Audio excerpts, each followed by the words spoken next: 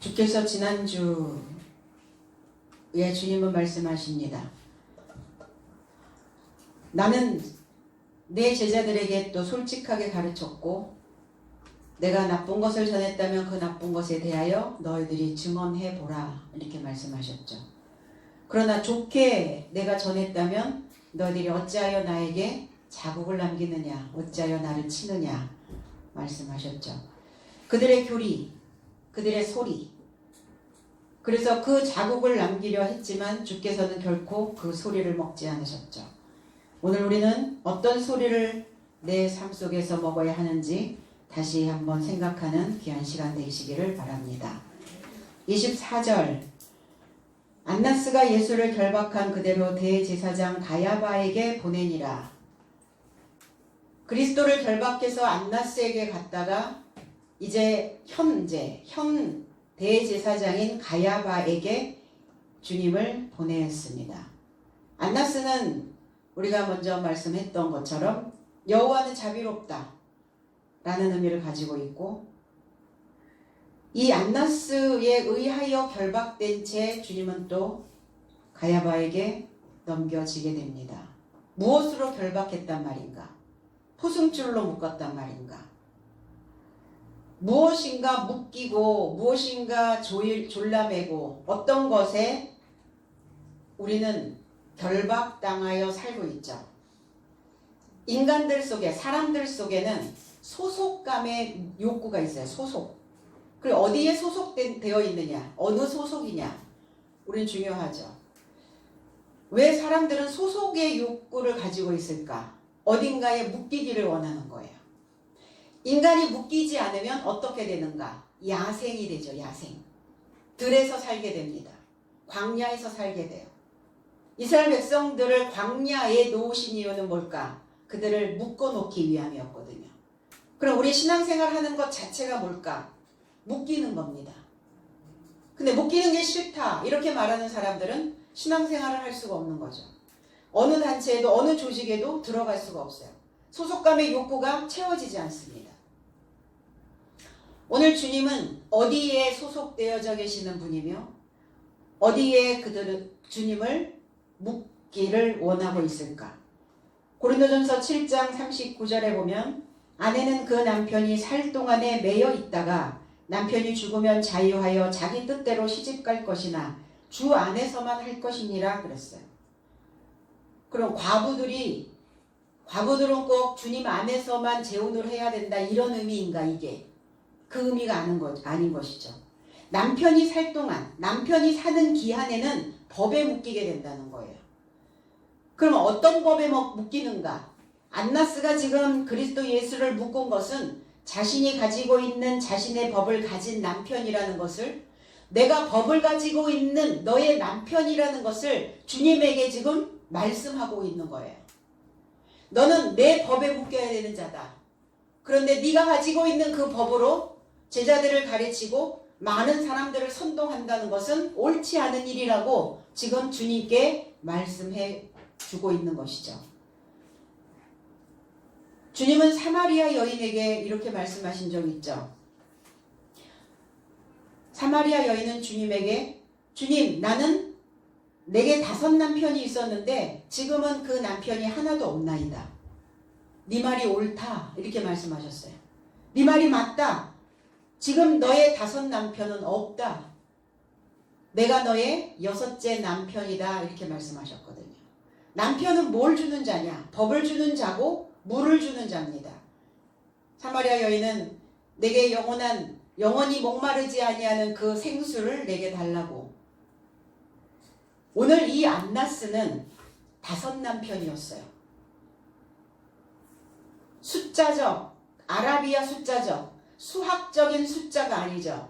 5이라고 하는 그 의미는 모세의 법에, 구약적 사고에 살쪄서 매여 있는 자라는 겁니다.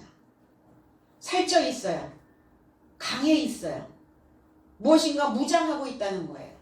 그러니까 내가 대제사장으로서, 안나스가 대제사장으로서 나는 그 구약적 사고에 매여 있는 모세의 법을 가지고 있는 내가 그 5 남편이다. 그러니까 그리스도 예수에게 어떻게 하면 예수를 결박하여 굴복하게 할 수 있을까? 내 법에 굴복하게 할 수 있을까? 주님의 마음을 제어하려고, 주님의 마음을 통제하려고, 주님의 마음을 결박하려고 안나스는 그렇게 실행을 했으나 결국은 주님은 그의 법에, 그 5 남편의 법에 매이지 않았다는 겁니다. 그러니까 이제 현재 대제사장인 가야바에게 또 결박하여 보내고 있는 거예요. 내가 결박하기에는 좀 역부족이니까 현재 네가 대제사장으로 있으니까 네가 한번 그 마음을 한번 통제해봐라. 이러고 이제 보낸 거죠. 저와 여러분들의 믿음도, 저와 여러분들의 신앙도 묶여야 해요. 우리는 한 다발로 묶여야 돼요. 누구와? 그리스도와. 그리스도와 한 다발로 묶인다는 것은 한 지식 안에 들어오는 거예요. 한 영 안으로 들어오는 겁니다. 하나의 소리로 들어오는 겁니다. 세상에 얼마나 많은 소리가 있어요. 이 성경을 설교하면서도 너무나 다양한, 너무나 다 자기주관적인 설교들을, 소리들을 내보내고 있다는 겁니다. 우리는 그리스도의 그 소리에, 우리는 그 한 영에 한 다발로 묶여서 결실해야 된다는 것입니다. 이사야 49장 9절로 10절에도 내가 잡혀있는 자에게 이르기를 나오라 하며 흑암에 있는 자에게 나타나라 하리라. 그들이 길에서 먹겠고 모든 헐벗은 산에도 그들의 풀밭이 있을 것인즉 그들이 줄이거나 목마르지 아니할 것이며 더위와 볕이 그들을 상하지 아니하리니 이는 그들을 긍휼히 여기는 자가 그들을 이끌되 샘물 근원으로 인도할 것임이니라 그랬어요. 샘물 근원으로 잡혀있는 자, 주님이 오신 목적이 무엇인가? 포로된 자에게 자유를, 눈먼 자에게 보게 함을. 잡혀있는 자예요. 매여있는 자입니다. 묶여있는 자에게 풀어주시려고, 자유함을 주시려고. 무엇에 묶여있었단 말입니까? 구약적 사고입니다. 낡은 사고입니다. 자신의 오래된 습관적 신앙관에 매여있는 자들을 풀어주려고 오신 거거든요. 그러니까 주님이 오셔서 나오라. 묶여있는 자들, 잡혀있는 자들아 나오라. 흑암에 잡혀있는 자들아 나와라. 말씀하셨거든요. 잡혀있다. 조이고 있는 거예요. 그럼 육신적으로만 잡혀있습니까? 아니죠. 우리의 영이 잡혀있다는 거예요. 우리의 정신이, 우리의 마음이 잡혀있다는 겁니다. 어떠한 상황이 벌어지면 마음이 조여들죠. 마음이 조여. 그게 뭐예요? 묶여있다는 거예요. 뭐에 묶여있는가? 현상에서 벌어지고 있는 어떠한 일상에 묶여있는가? 무엇에 묶여야 되는가? 주님 오늘 또 말씀하고 계시는 거죠. 나오라! 그냥 슬그머니 나오라가 아니라 튀어나오라는 거예요. 빠져나오라는 겁니다. 아닌 줄 알면서 왜 계속 머물러 있을까? 이곳이 아닌 줄 알면서, 내가 먹어야 될 양식이 아닌 줄 알면서 나는 왜 거기에서 튀어나오지를 못할까? 붙잡고 있는 거예요. 매여 있는 거거든요. 마음이 매여 있는 거예요. 그 영이 매여 있는 겁니다. 그 생각이 매여 있는 거예요. 흑암이 뭡니까? 흑암에 있는 자에게 나타나라 하리라. 어두움입니다. 무지예요. 불행한 인생입니다. 불분명한 신앙이에요. 분명하지 않아. 어두워 있는 거죠. 내가 신앙인인지 아니면 세상에 속하여 있는 사람인지, 내가 구약적 신앙에 머물러 있는지, 종교인인지 아니면 성도인지, 뭐에 매여 있어야 되는가? 행위만을 하죠. 행위. 보여주기 위한 행위. 그건 소용없다는 거예요. 내 영이, 나의 정신이, 나의 마음이, 내 사고가 하나님께로 매여 있는 자들을 하나님이 원하신다고, 그 자들을 기뻐하신다고 말씀하고 계십니다. 이 불분명한 신앙으로부터 나타나리라. 명백히 하시겠다고요. 분명한 신앙인으로 내가 명백하게 드러나게 할 것이다. 딱 보면 그 사람이 신앙인이라는 것을, 보면은 주님과 한 다발로 묶여있는 자라는 것을, 구약적 사고가 아니라 새로운 그 삶에 매여있는 자라는 것을, 다섯 남편에 매여있는 것이 아니라 그리스도이신 그 남편에 매여있는 자인 것을, 내 안에 새 법이 들어와야 되거든요. 하나님의 법을, 하나님의 말씀을 내가 이해하지 못하고 깨닫지 못하고 있다면 그 법은 나에게는 낡은 법이 되어버릴 수밖에 없어요. 내가 깨닫고 이해되어지는 그 순간 우리에게는 새 법이 되어지는 것입니다. 그리고 그들이 길에서 먹겠고, 어떤 길? 생의 여정에서, 우리가 살아가는 신앙 안의 여정에서, 우리 주일날 왜 설교를 듣고 왜 주일날 우리는 예배를 드려야 됩니까? 먹으려고요. 먹으러 가는 거거든요. 내 생의 여정 속에서 먹어야 되는 거예요. 먹으려면 어떻게 되어야 되느냐? 구부려야 돼요. 뻣뻣이 있어서는 먹지를 못해요. 수저가 쭉 일자로 되어 있다면 잘 안 퍼지죠. 그래서 오목하게 들어가 있는 거예요. 구부려져 있는 거예요. 인생도 마찬가지입니다. 생각이 구부려져야 돼요. 활처럼 휘어야 돼요. 그래서 우리는 다 활 쏘는 자들이죠. 활의 시위를 달고 구부릴 수 있는 자만이 먹을 수 있다는 겁니다.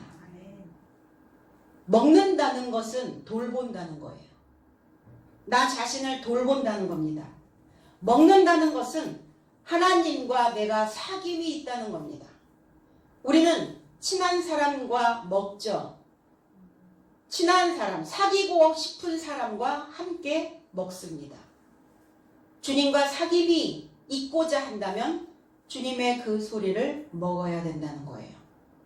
헐벗은 산, 메마른 산, 벗겨진 산, 그 인생이, 그의 삶이 그냥 다 드러나 버려 있는 거예요. 왜? 먹지 않았으니까 입혀져 있지 않는 거예요. 먹지 않으니까, 소리를 먹지 않으니까 그 소리가 내 삶 속에 채색되어져 있지 않는 겁니다. 근데 다 벗겨져 있는 메마른 그 산에 목장이, 풀이 있은즉, 풀은 뭡니까? 먹거리예요. 푸른 초장으로 우리를 인도하신다고요. 목양하는 자의 모습이죠. 저와 여러분들은 자기 자신을 목양하셔야 돼요. 내가 푸른 초장이 될 수 있도록, 내가 풀밭이 되어질 수 있도록, 내 안에 풀밭이 만들어지지 않으면, 초장이 만들어져 있지 않으면 굶주리게 되어 있단 말이에요. 그러나 그들이 줄이거나 목마르지 않게 하신다고요. 갈증나지 않게 하신다고요. 지금 우리가 살아가는 이 세상은 모든 사람들이 다 갈증에 시달려요. 다 갈급해요. 다 목말라 있어요. 다 가뭄입니다. 살아가는 사람들의 모습들이 다 사막화되어져 있어요. 사막에서 부는 그 모래바람이, 사막에서 부는 그 황사가 사람들의 시야를 가리고 사람들의 정신을 해치고 사람과의 관계 속에서 그 관계가 원활하지 못하고, 하나님을 믿고 있기는 한데 하나님과 사귐이 없는 믿음이고, 그런 사막이 되지 않게 하시겠다고요. 줄이거나 목마르지 않고, 더위나, 더웠다는 것은 뭐예요? 또 열받는 삶, 메마른 땅, 그 볕이, 그 해가, 그 태양이 결코 우리를 상하지 않게 한다고요. 이 해, 어떤 해입니까? 어떤 해여야 돼요? 지도자를 우리는 해라고 얘기합니다. 북한에서도 김일성을 태양이신 이렇게 얘기하잖아요. 구약에서도 태양이 있었어요. 삼손. 삼손이 태양이라는 뜻이에요. 지도자라는 겁니다. 우두머리라는 거예요. 어떤 볕을 우리가 쬐야 되는가? 그 구약에서 나오는, 옛 것에서 나오는 그 태양, 그 볕이 그들을 상하지 않게, 그들이 그 볕으로 인하여 그들의 삶이 비방당하지 않도록 그들을 긍휼히 여기는 자가, 자비를 베풀고 있는 자가, 자비를 베푼다는 건 뭐냐? 긍휼을 잇는다는 것은 뭐냐? 자궁 안에 가지고 있는 태아의 모습처럼 하나님의 품 안에 담겨져 있는 자를 말하고 있는 거예요. 하나님은 우리를 긍휼히 여기시는데 어떻게 긍휼히 여기시는가? 당신의 자궁에 그 우리의 삶을 품고 계신다는 겁니다. 긍휼히 여기는 자가 샘 근원으로 그들을 이끌 것이라고요. 샘 근원이 어디에 있습니까? 내 안에, 내 속에 담겨져 있는 그리스도가 샘의 근원이에요. 그 샘의 근원인 그 메시지가, 그 소리가, 그 물이 용솟음쳐 올라와야 된다는 겁니다. 그 물이 솟구쳐 올라오지 않으면 내 바탕에 있는 물들은 썩기 시작해요. 속이 상하기 시작해요. 왜 그런데 취약한 사람들이 있잖아요. 빨리 상하는 사람. 어떤 상황이 벌어지면 빨리 부패되는 사람. 속이 빨리 상하는 사람. 빨리 자극을 받는 사람. 왜 그럴까? 용솟음쳐 내지 않기 때문에 그래요. 흘러야 되는데 흐르지 않기 때문에 그래요. 넘쳐 흘러야 되거든요. 샘 근원들은. 그들을 이끌되, 이끈다고 주님이 이렇게 그냥 끌고 가고 우리는 끌려가는 그러한 상황이 아니라는 거예요. 스스로 자기 자신을 재촉하셔야 된다고요.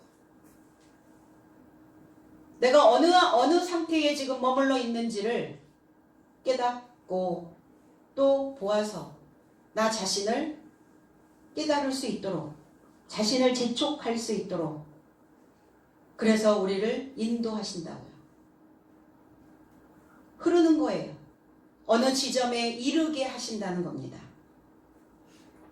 가야바에게 보내셨죠. 가야바, 비어있는 작은 골짜기, 오목한, 비어있어요. 텅 비어있는 대제사장. 줄 것이 없는 목자, 가르침을 주지 못하는, 새로운 신선한 목장을 만들지 못하는 지도자, 가야바. 그래서 늘 비어있고 오목하여 있고 작은 골짜기니까 살다가 꼭 자기 함정에 자기가 빠지는 사람들이 있어요.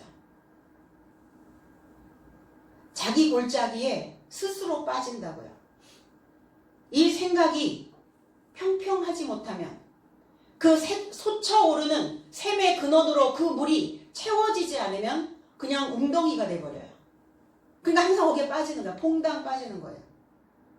한참을 허우적거리게 되겠죠. 한참을 헤매는 거예요. 그 인생이. 그 가야바에게 결박되어 주님은 보내셨습니다. 25절 시몬 베드로가 서서 불을 쬐더니 사람들이 묻되 너도 그 제자 중 하나가 아니냐? 베드로가 부인하여 가로되 나는 아니라 하니. 이제 두 번째 시몬 베드로가 부인을 합니다. 시몬 베드로가 불을 쬐며 서 있었어요.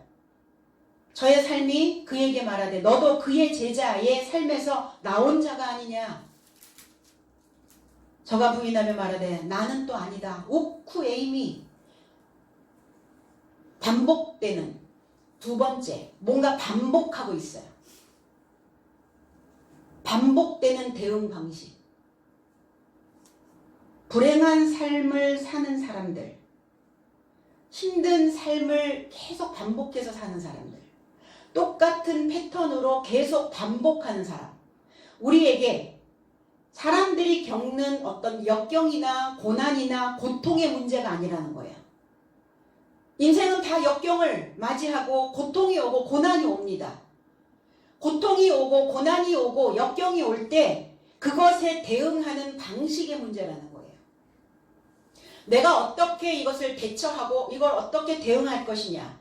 그 방식이 만들어져야 되는데 오늘 베드로처럼 똑같은 방식으로 지금 대응하고 있는 거예요. 첫 번째 나는 아니다. 우쿠에미. 나는 결코 아니다. 결코 주님을 모른다. 주님을 부인했던 그는 하나님을 부인한 거요. 자기 자신의 존재감을 부인했던 거였어요. 내가 없으니까 당연히 주님도 없고 하나님 안 계시죠. 두 번째 또 똑같은 방식으로 대응을 하고 있어요.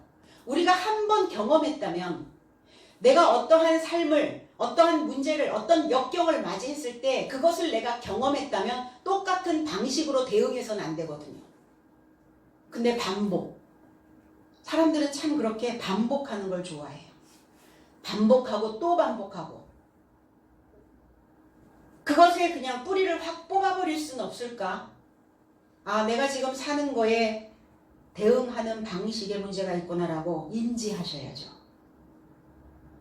베드로는 역경이 왔어요. 어떤 코너에 몰리는 그러한 시간이 왔어요. 인생에서 코너에 물렸을 때 우리는 과연 누구에게 도움을 청할 것인가? 결코 베드로는 주님께 도움을 요청하지 않습니다. 역경이 왔을 때 다른 방식을 찾았어야 되는데 같은 방식으로 거듭 지금 그렇게 하고 있는 거예요.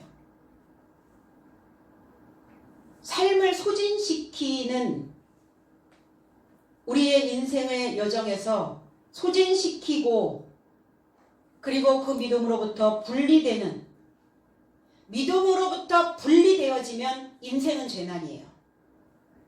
인생이 재난이 옵니다. 하나님에 대한 신뢰가 없잖아요. 마음에서 계속 재난이 와요. 재난지원금 받으러 오셨나요? 네.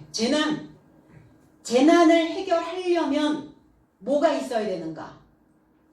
똑같은 방식으로 지금 거듭 그 행하고 있다면 무엇의 문제인가? 회복력의 문제라는 거예요. 회복력이 있어야 되는데 회복력이 지금 되어지지 않았어요. 회복력이 낮은 거죠. 왜 회복력이 낮을까요? 늙었단 말이에요. 마음이 늙었어. 그래서 얼만큼 회복력이 있는가 없는가 살게 당겨보자. 얼굴 당겨보자. 당겨서 빨리 그 제자리로 돌아가면 아, 회복력이 있구나. 그런데 잡아 당겼는데 천천히 들어가면 회복력이 낮은 거예요. 왜 회복력이 낮아져 있는가? 늙었어요. 오래됐어요. 낡은 사고를 계속 가지고 있는 거예요. 똑같은 방식으로 지금 똑같이 또 살고 있는 거예요. 새로운 것들이 들어오질 않네요. 왜 들어오질 않아요? 하나님의 소리를 먹지 않기 때문이에요. 하나님의 소리를 입지 않기 때문입니다. 그래서 내 안에서 들리는 그 소리로 인하여 늘 골짜기에 붕덩 빠지는 거죠. 그럼 회복력을 높이려면 어떻게 해야 되는가? 아, 긍정적인 사고. 좋죠. 우리는 그런데 그 긍정적인 그 사고에 많이 속아 넘어가요. 아니, 그냥 좋은 게 좋은 거지 뭐. 그냥 좋게 해결해.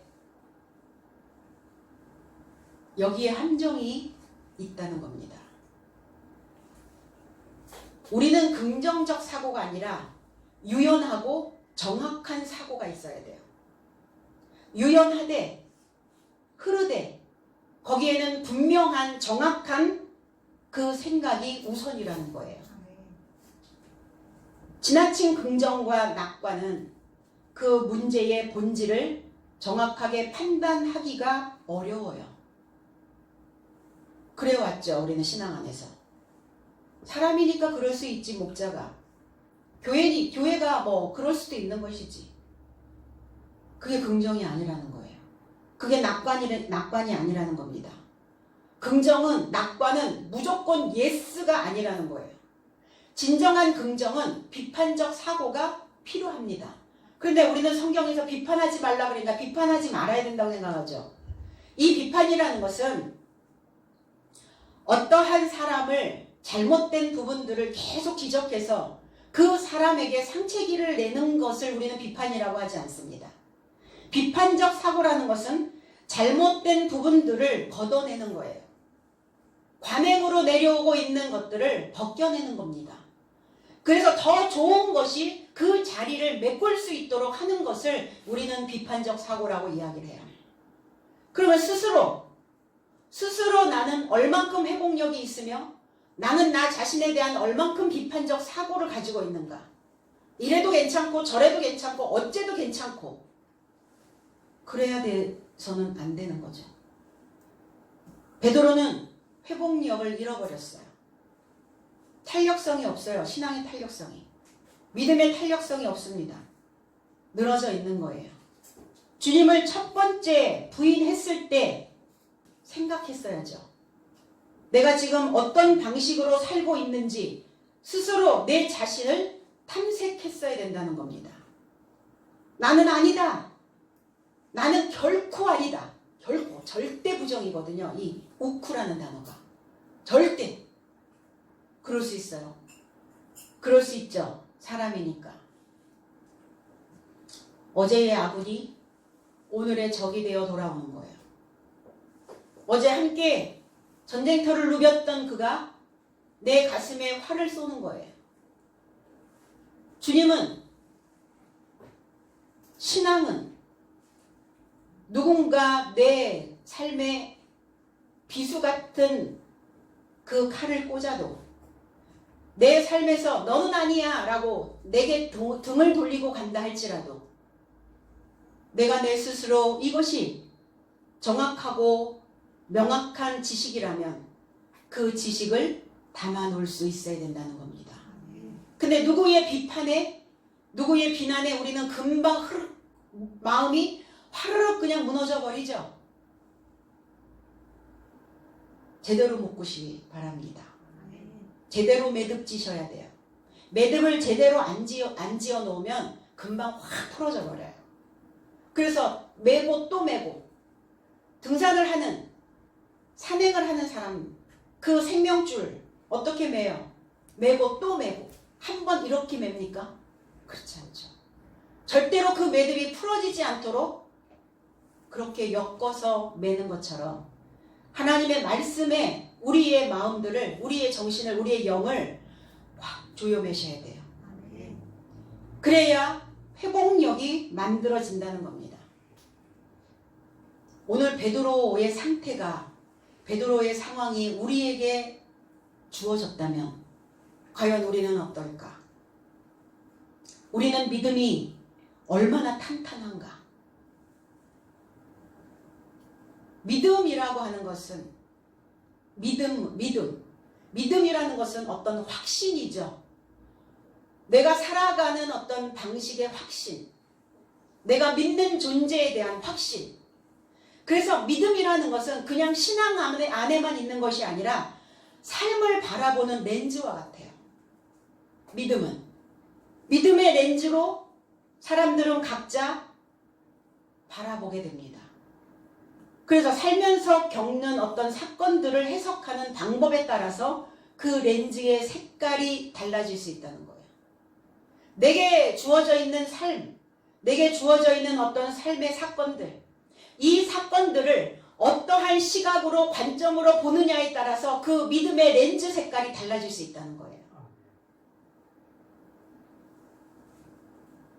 과연 믿음의 렌즈를 가지고 있는가? 믿음이 없으니까 불투명한 거예요. 보이지 않아요. 보이지 않으면 불안하죠. 이만한 상자 속에 그런 게임을 하죠. 이만한 상자 속에 눈을 가리고 손을 넣으라고 해요. 확 넣습니까? 얼마나 불안해요. 이 속에 뭐가 있을까? 이렇게 살금살금 그 어두운 상자 속을 손으로 더듬으면서 뭐가 물컥 만져지면 깍 하잖아요. 믿음이 없으면 불안한 거예요. 항상 불안하고 초조하고 조급하고 낙심하고 좌절하고 염려하고 걱정하고 걔네들이 내게 찰싹 붙어서 떠나지를 않는 거죠. 그리고 나는 또 삶의 방식을 태도를 바꾸지 않고 그러니까 걔네들은 거기에서 서식하기가 너무너무 좋은 거예요. 그런 음침한 그런 습지에 살고 있는. 그러니까 내 삶에 이끼가 확 올라오는 거죠. 어때요? 이끼 올라와 있으니. 조금만 삐끗하면 쫙 미끄러져 버리는 거예요. 믿고 있는데, 나는 믿고 있으니까 믿음이라고 하는 렌즈가 만들어져 있겠구나. 믿고 있는데 정확하게 알고 믿지 않았다는 거예요.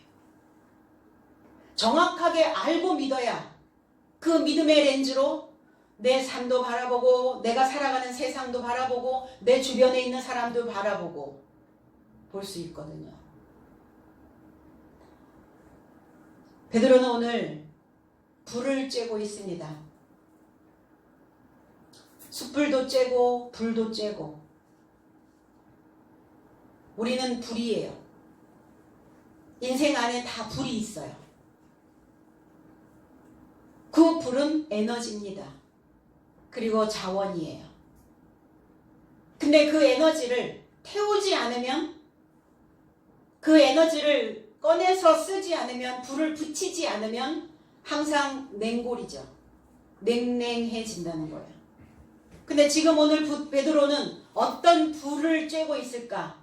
내 속에 불이 나면, 내 본능에 불이 나면, 내 본성에 불이 나면 아무것도 보이질 않아요. 그래서 뭐라고 해요? 눈에 뵈는 게 없어, 이렇게 얘기하잖아요. 내 본성에 불이 붙은 거예요. 베드로의 어떤 목숨을 구걸하기 위한 거기에 불이 붙어 있는 겁니다. 그냥 주님 안 보이죠. 그냥 당연히 자신도 안 보이죠. 내가 지금까지 믿고 따랐던 주님 안 보이는 거예요. 결코 아니야. 결코 없어. 나에게는 결코 믿음이 없어. 결코 하나님도 없어. 내 존재도 없어. 그 열로 인하여, 그 불로 인하여 자신의 문제를 보다 명확하게 분명하게 바라보지 못하고 있는 거예요. 우리 열받아 이렇게 얘기하잖아요. 열이 뻗쳐. 열받으면 어떻게 되죠? 보이나요? 안 보이잖아요. 아무것도. 눈에 뵈는 게 없잖아요. 자기 스스로 자기의 상태를 보지 못하고 있는 거예요. 가려져 있는 거예요. 소경되어져 버려 있는 겁니다. 당연히 소경되어져 있으니까 길을 잃어버리고 마는 거죠. 그 삶으로, 그 믿음으로 하나님을 부인한 자예요. 그냥 단순히 말한 것이 아니라 그 삶으로, 믿음으로 하나님을 부인한 자예요. 말씀이 흐르지 못하도록, 내 안에서 흘러서 넘치지 못하도록, 내 안에서 하나님의 말씀을 용서 숨쳐내지 못하도록 막아버렸다는 거예요. 그 불길이 막아버렸어요. 베드로, 시몬 베드로, 듣는 자, 듣고 있는 자. 베드로라고 하는 의미는 케파스, 개바라는 단어, 개바. 반석이라는 단어예요. 바위라는 단어입니다. 이 케파스라고 하는, 개바라고 하는, 카프라고 하는 이 단어에서 오목한이라는 의미가 나와요. 오목하다, 오목한 손, 오목한 발, 이렇게 오목하다라는 의미를 가지고 있어요. 카프라는. 그럼 오목한 바위, 오목해져 있는 자. 그러면 오목해져 있다는 것은 뭐예요? 오목하게 파여 있다는 것은 우리 모두가 다 여물통이란다. 여물통. 여물통은 다 오목해져 있죠. 무엇인가 그 안에 한지박 같은 오목해 있는 자. 그래서 뭔가를 담아놔요. 사람들이. 어떤 것을 담아놔요. 어떤 먹거리들을 담아놔요. 그래서 내 마음의 여물통에다가 그 먹거리를 담아놨다가 맨날 그 마음을 먹어요. 그 생각을 먹어요. 그 소리를 먹어요.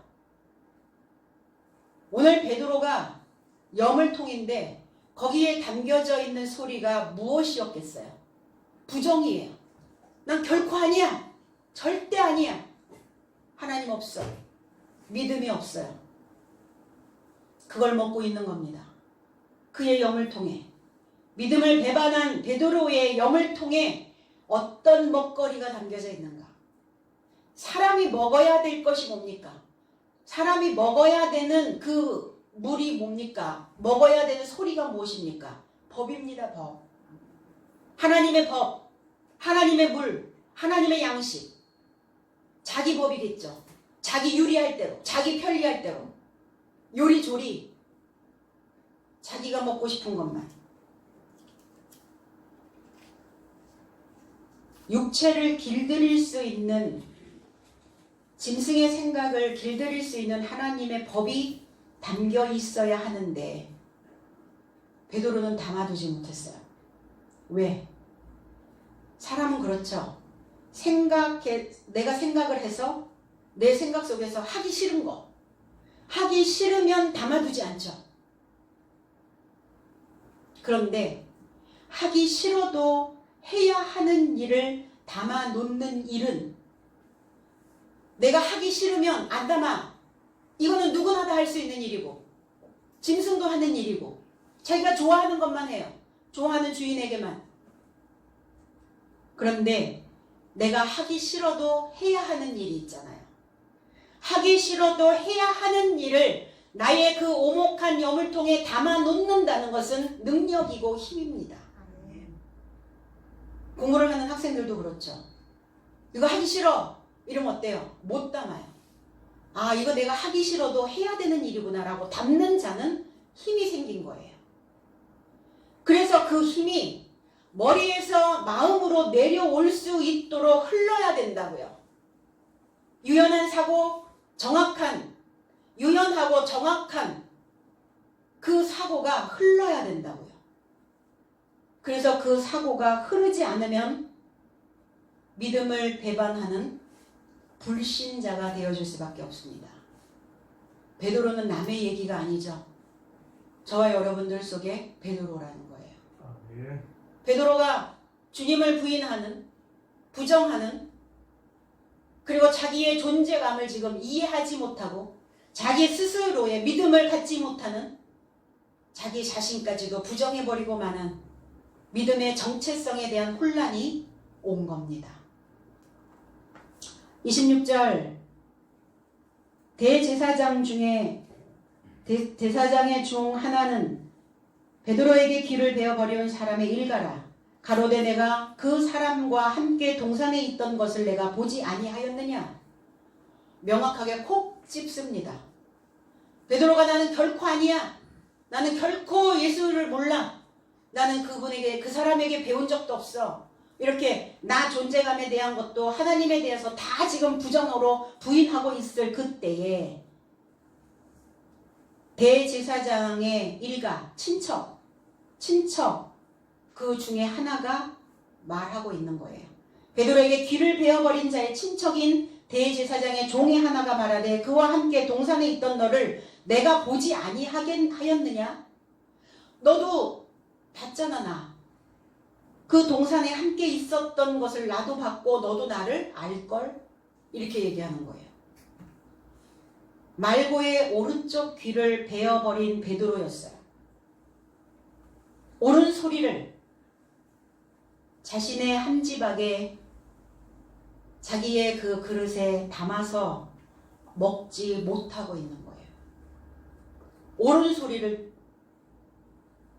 소리를 들어야 되는 그 귀를, 네가 옳은 소리를 듣지 못하는 귀는 쓸모없어 라고 그 제사장의 그 말고의 귀를 베어버렸던 베드로가 자기가 옳은 소리를 들어야 되는 이 상황에서 자기는 또 그 옳은 소리를 듣지 못하고 있다는 겁니다. 담아두지 못하고 있는 거예요. 궁지에 몰려 떨고 있는 나약한 자의 모습입니다. 저와 여러분들의 믿음 생활에 대하여, 내가 믿는 하나님에 대하여 누군가 물었다면 나는 어떻게 말할 것인가? 내가 믿는 하나님에 대하여 어떻게 내가 말할 것인가? 그래서 우리는 사자의 심장을 가지셔야 돼요. 사자의 심장.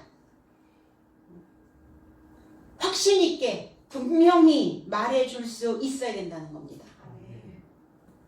그래서 주님을 먹을 수 있도록 소리 질러야, 내 입에서 나가는 소리가 나가야 그 짐승 같은 생각을 가지고 있는 그 삶에 이 소리로 인하여 그래 그 자에게도 여물통이 만들어질 수 있어요. 무엇으로 우리의 마음이 패이겠습니까? 소리로. 그런데 내가 그 분명하고 확신 있는 소리를 내주지 않는다면 그는 여물통이 만들어지지 않는 거예요. 오목해지지 않습니다. 담을 곳이 없어요. 그래서 못 담는 거예요. 하늘의 메시지를. 자기 생각만 담아놓는 거예요. 짐승의 수준에서 살고 있는 겁니다. 대제사장의 일가라고 했어요. 일가. 우리는 친족이라고 얘기하죠. 이 친족들을 우리는 혈연관계다 이렇게 표현합니다. 피를 나눈 자, 같은 피를 나눈 자들. 그럼 과연 우리는 누구의 혈족으로 그 계보를 이어갈 것인가? 그리스도 예수의 계보인가? 내 안에 오신? 아니면 겉으로 믿고 있는 유대인의 혈통으로 계보를 만들 것인가요?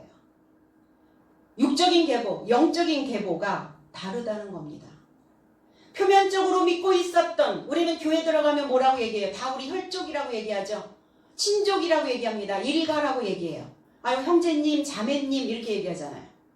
우리 핏줄이라는 얘기예요. 그럼 표면적 유대인의 혈족을 따라갈 것인가? 아니면 이면적 내 안에 오신 예수 그리스도의 그 혈족이 되어질 것인가예요. 누가 나의 핏줄인지 그 색깔을 명확하게 해야 된다는 겁니다. 누가 내 핏줄인가? 아버지의 뜻을 찾는 자가 하나님의 친족입니다. 친족이라는 것은 뭐냐면 안다는 거예요. 알다. 이 단어가 이제 히브리어로 넘어가면 야다라는 단어, 그리고 모다흐라고 하는 단어를 만들어냅니다. 친족, 혈족. 친족과 혈족은 누구냐? 아는 사이. 알다. 내가 그의 친족이야 라고 말하면서 알지 못하면 친족이 될 수 없어요.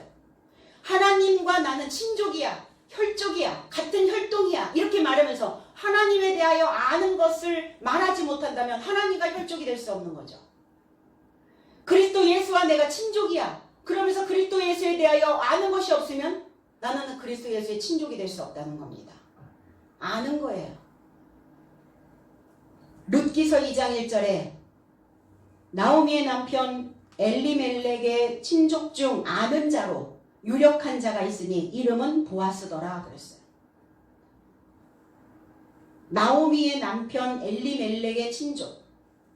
나오미라고 하는 의미는 뛰어나다 이런 의미예요. 아름답다. 어떤 사람이 아름답습니까? 이목구비가 뚜렷한 사람이 아름답습니까? 아니죠. 유쾌한 사람이 아름다워요. 상냥한 사람이 아름다워 보입니다. 그래서 이목구비에 지정된 곳이 아니라 표정이라는 표정. 그래서 요즘 사람들은 인상학을 하더라. 인상학. 그 사람의 인상이 바뀌었더니 삶이 바뀌더라 이렇게 얘기해요. 나오미는 표정이 좋은 사람이었어요. 그 사람은 삶의 태도가 좋았던 사람이었어요. 그래서 항상 상냥하고 유쾌하고 그리고 어울리기를 좋아하는 어울림이라는 단어도 있어요. 그래서 이 단어가 희락이라는 단어를 만들어냅니다. 희락. 진정한 희락. 나오미의 남편 엘리멜렉. 남편이라는 단어, 이쉬라는 단어는 현존하다라는 의미를 가지고 있어요. 나오미의 현존하는 그 남편의 이름이 엘리멜렉, 왕의 하나님이라는 뜻이에요. 그 친족 중 아는 자로 유력한 자가 있으니 유력한 자. 유라고 하는 이 아일이라고 하일이라고 하는 단어는 할 수 있다라는 단어예요. 유, 할 수 있어. 유, 힘이 있어. 용기가 있어. 할 수 있는 자는 소리가 커요.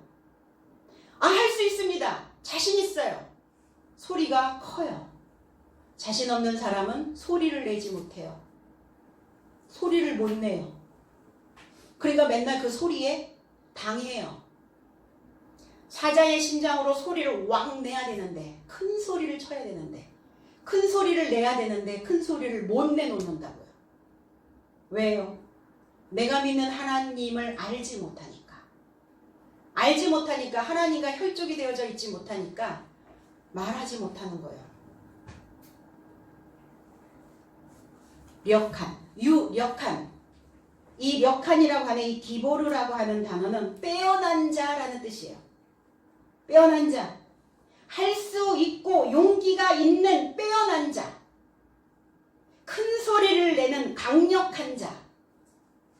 이 자를 유력한 자라고 얘기해요. 그 자의 이름은, 그 자의 이름. 우린 다 이름을 가지고 있죠. 그 이름을 왜 가지고 있습니까? 나의 어떠한 것을 표시하는 표지예요. 난 이런 사람이야 라고. 이름이 없는 사람. 우리나라는 결혼하면 이름이 없어지죠. 여자들은. 누구 엄마 뭐 이렇게 섞여버리잖아요. 그러나 신앙 안에 있는 우리는 각자의 이름을 가지고 있어야 된다는 거예요. 그 뚜렷한 호칭은 보아스더라. 보아스라고 하는 의미는 재빠르다, 강하다, 그 안에 능력이 있다 라는 의미를 가지고 있어요. 야긴과 보아스, 보아스와 야긴. 솔로몬 성전 현관 그 좌편에 세워졌던 기둥 이름이 보아스예요. 그 야긴이라고 하는 의미는 그가 세우신다. 어떻게 세우시냐? 그 안에 능력이 있는 자로 세우신다. 이게 야긴과 보아스 두 기둥이에요. 그럼 저와 여러분들 속에 나는 하나님의 성전이니까 우리 안에 두 기둥이 받치고 있잖아요. 우리 안에 두 기둥. 그가 나를 세우셔서 그 안에 능력을 주셨다고요. 그 능력은 뭡니까? 소리를 내는 능력입니다. 자신 있게 내 목소리를 낼 수 있는 자입니다. 할 수 있는 자. 룻과 결혼을 해서 보아스가 이제 룻과 결혼을 하죠. 룻과 결혼을 해서 다윗의 할아버지 오벳을 낳았어요. 오벳. 거기에서 솔로몬의 혈통이 이어지죠. 룻이라고 하는 의미는 친구라는 의미예요. 짝이라는 의미입니다. 동료라는 의미예요. 또 이 룻이라고 하는 이 이름에 추가된 사람이라는 의미도 가지고 있어요. 저와 여러분들은 추가된 사람들입니다. 왜 추가했을까요? 필요하니까. 필요하지 않으면 추가할 필요 없죠. 저와 여러분들은 2000년 전에 주님을 만난 적 없고 6000년 전에 믿은 적이 없어요. 지금 현재 믿고 있는 저와 여러분들은 추가된 룻이라는 겁니다. 우린 다 추가됐어요. 그럼 내야죠, 소리. 그들이 여물통을 만들어서 내 소리를 담아서 먹을 수 있도록 만들어 주셔야죠. 누구든 어떤 자든 나와 연관성이 있는 사람들에게는.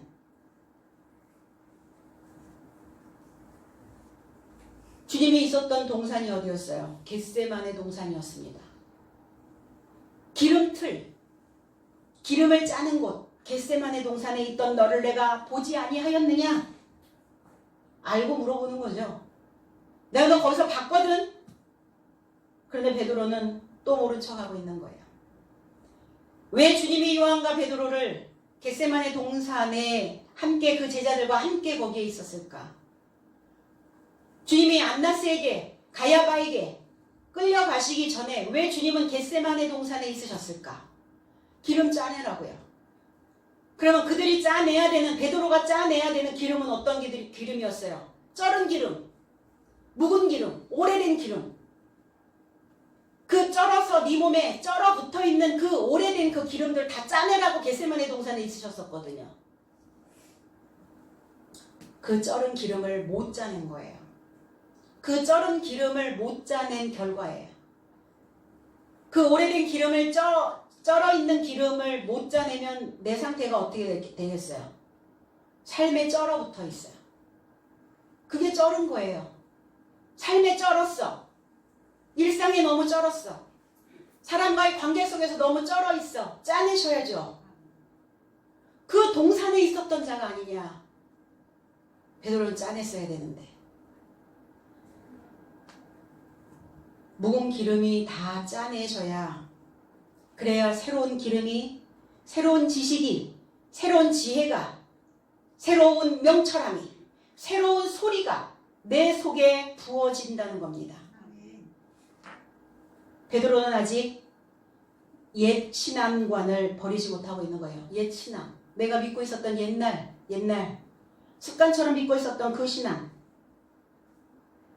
저와 여러분들은 오늘 다 짜내시기 바랍니다.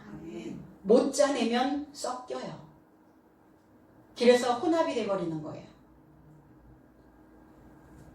신앙의 새로운 기름으로 할 수 있는, 새로운 기름이 부어지면 할 수 있는 빼어난 제자로 우리는 탄생되어지는 겁니다. 그 제자로 나와 있는 자가 아니냐 이렇게 물어봤거든요. 그 제자로 싹이 난 자여야 된다는 겁니다. 17절 27절 이에 베드로가 또 부인하니 곧 닭이 울더라 그랬어요. 세 번째, 베드로가 다시 나는 아니다 부인하자 곧 수탉이 울었더라 그랬어요. 이 닭이 수탉이에요. 남성입니다. 베드로의 세 번째 부인이에요. 3이라고 하는 의미는 세습되다, 강화되다. 그러니까 베드로의 신앙은 세습된, 장로의 유전에 세습되어져 있는 그 신앙 안에 있었다는 거예요. 장로의 유전으로 세습되어져 있는 그 신앙으로 그는 강화되어져 있었어요. 베드로의 배반을 통해서 무슨 교훈을 주시고자 하셨을까요? 왜 주님은 베드로가 3번씩 부인할 수 있도록 그것을 허용하셨을까? 오늘날 우리에게 어떠한 메시지를, 어떠한 교훈을 주시고자 하는가? 내 믿음을 다시 돌아보라는 거예요. 혹여 세습된 그 신앙에 머물러 있지 아니한지, 어떠한 생각에, 어떠한 것에 단단히 묶여서 그것으로 강화되어져 있지는 아니한지, 이 신앙으로 실족되지 않도록 오늘날 믿는 너희들의 삶이 믿는 것으로 인하여 실족되지 않도록 배우는 제자의 삶으로 다시 우리는 단단히 묶여야 된다는 겁니다. 수탉, 알레크톨이라는 단어예요. 이 닭이라는 의미는 막다라는 의미예요. 막다. 뭘 막을까요? 한밤중이 거의 끝날 무렵에 닭이 울죠. 밤이 거의 끝날 무렵, 이때쯤 이제 파수꾼들이 교대를 하는 시간이기도 해요. 교대를 알리는 나팔 소리와 함께 닭 울음소리가 들립니다. 아, 교대 시간이구나. 교대하셔야죠. 내가 내 삶을 계속 그 같은 패턴에 보초 서고 있을 수는 없잖아요. 이제 바꿔야죠. 교대하셔야죠. 그래서 수탉 소리가 내 속에 파고 들어가셔야 됩니다. 동이 트고 있다는 수탉의 소리에 베드로는 잠에서 깨어나는 거예요.